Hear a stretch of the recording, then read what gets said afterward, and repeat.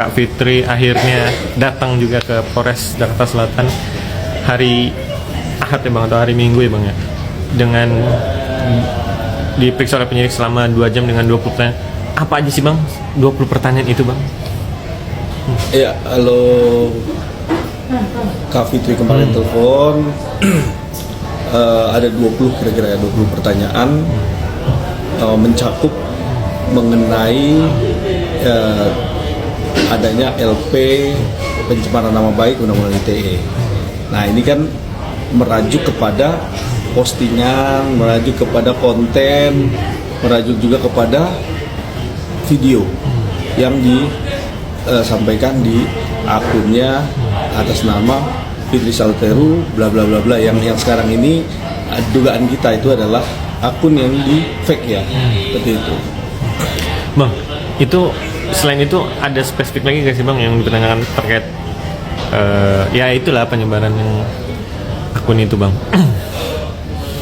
Ya kalau akun itu kan sifatnya adalah semacam domain di dalam handphone itu kan boleh aja orang mempunyai akun banyak, nama juga bisa disamakan, dimiripkan gitu kan bisa kan. Tapi kan tentunya kalau dari pihak kepolisian, kalau lihat dari alat-alat cybernya kan dia lebih bisa memastikan nih siapa akun pembuatnya, dia harus pakai handphone siapa, posisi di mana, itu kan nanti kan dari pihak cyber tuh bisa mengecek tuh bagaimana apa yang disampaikan oleh pelapor dijadikan alat buktinya buat dijadikan laporan, kan tentunya ini menjadi dasar kuat ya untuk dijadikan sangkaan untuk awal pertama pintu masuk di laporan polisi ya, itu kan gitu. Tinggal bagaimana pengembangan polisi, kan Kak Fitri kemarin udah diperiksa, udah memberikan bukti-buktinya dan postingan-postingan yang sesuai dengan apa yang dia sampaikan ke media sosial. Nah, tinggal kita mengecek apakah benar nih yang disampaikan semua itu. Itu kan, tapi pihak polisi pasti lihat kan semua. Nah, itu kan tentunya pihak polisi yang punya ranah untuk bisa mengembangkan, mengecek apakah akun ini jelas benar atau betul-betul ini akun dibuat di fake gitu loh. Ya, kalau memang benar di fake, tandanya ada orang yang memasukkan akunnya Kak Fitri. Tapi kalau memang tidak, tandanya itu benar. Ya pasti kasusnya nggak lanjut. Jadi itu aja. Bang, yang membuat lama apa sih Bang selama 2 jam 20 pertanyaan?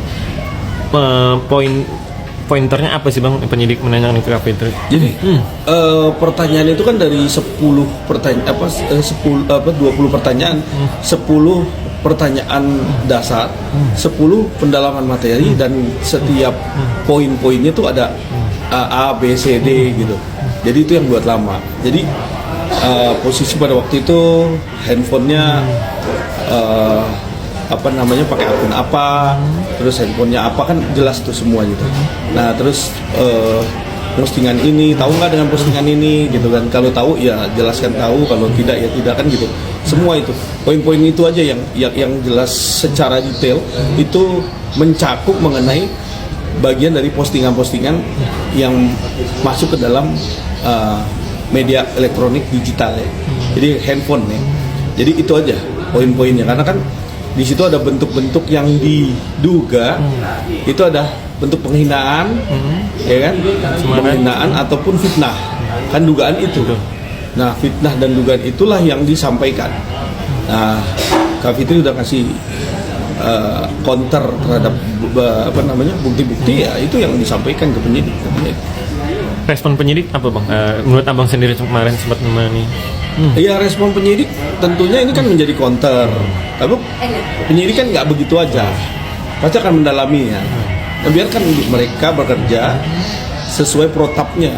Jadi kita juga, kalau saya sebagai kuasa hukumnya Kak Fitri, tentunya saya hanya sebatas apa yang klien saya punya alat bukti yang sudah cukup menurut fakta. Tapi kalau nanti bagaimana penyidik melihat bahwa ini faktanya benar nggak, equal.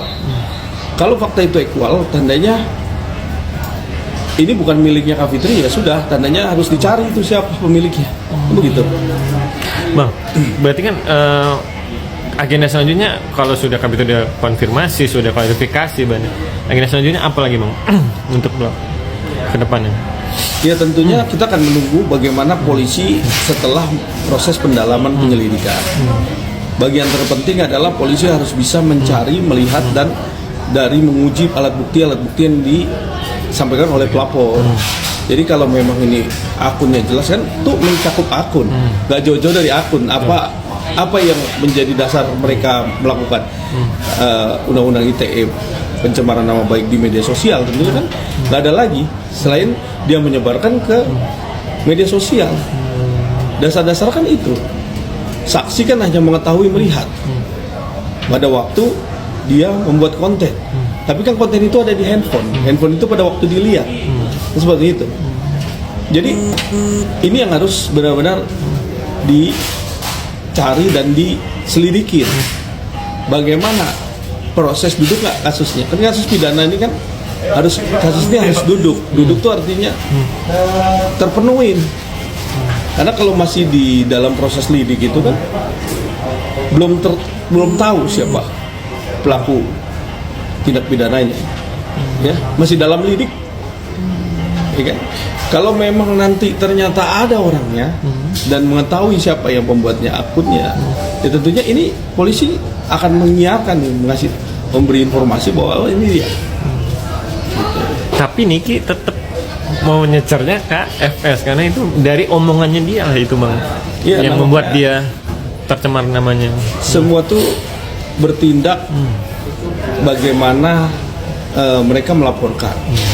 Dasar-dasar melaporkan boleh-boleh aja. Tapi begitu seorang mendalilkan, dia juga harus bisa memfaktakan. Kalau sudah didalilkan, terus sudah dikonter dengan fakta-fakta, maka nanti biarkan polisi yang akan jelas faktanya. Jadi gitu. Abang yakin kasus ini akan dihentikan karena Kapiti sudah menjelaskan, memberikan fakta-fakta dan data-data yang... Ya, gini. Kalau saya ini kan penasihat hukum. Artinya menjaga hak-hak klien saya supaya kasus itu berjalan sesuai dengan protap, sesuai dengan objektivitas bagaimana alat bukti yang disampaikan itu secara benar. Ya itu balik lagi. Kalau kebenaran ini emang bisa dikatakan aktual dan bisa dijadikan satu alat bukti yang betul-betul konkret ya, konkret hukum ya.